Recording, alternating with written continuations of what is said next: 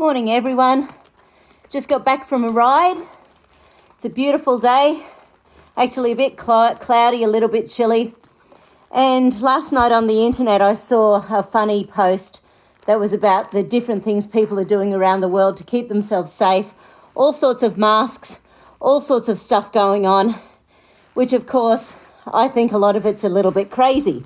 As we know, World Health Organization and the CDC keep changing their mind on masks.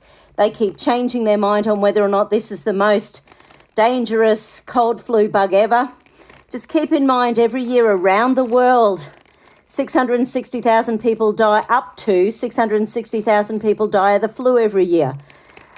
We don't normally get a running tally around the world for how many people have died with colds, flus, influenzas, pneumonia, bugs.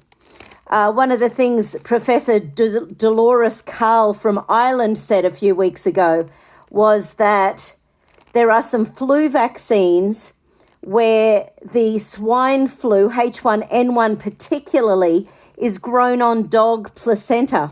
Dogs are very well known to have lots of coronaviruses, so therefore you can get a false positive for COVID-19 if we've just had a flu vaccine.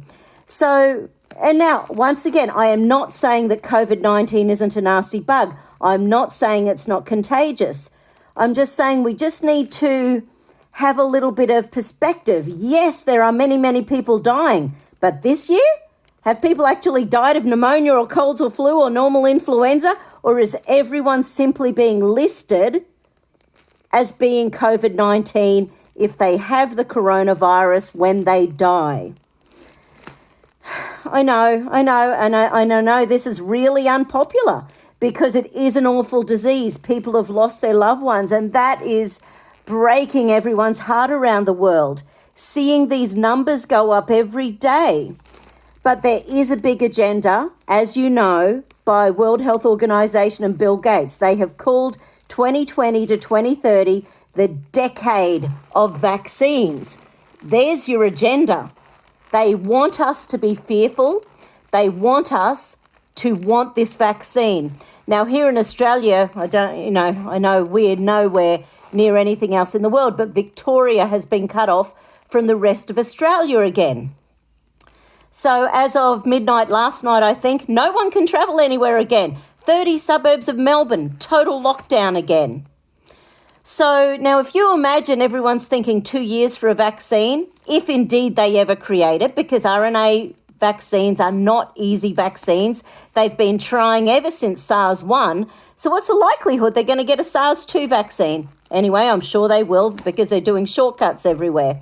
As we know, they're not going through all the safety trials that they normally do.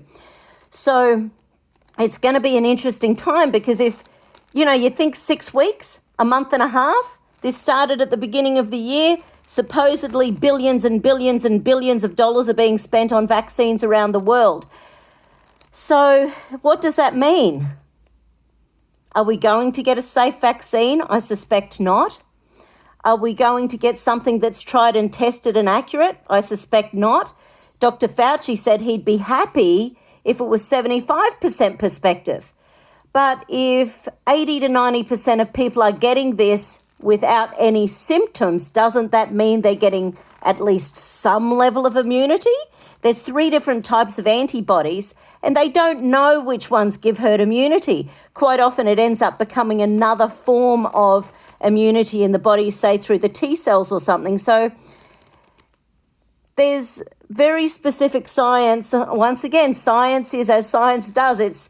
It's what do the scientists want to prove and what testing are they doing? We've just got to keep our minds and hearts open. This is a very peculiar year. Is this what it's going to be like every year from now on? Anyway, I got to get to work. I just thought it'd be fun having my bike helmet on since I walked up the stairs and here I am. Have a great day, everyone. Love you guys.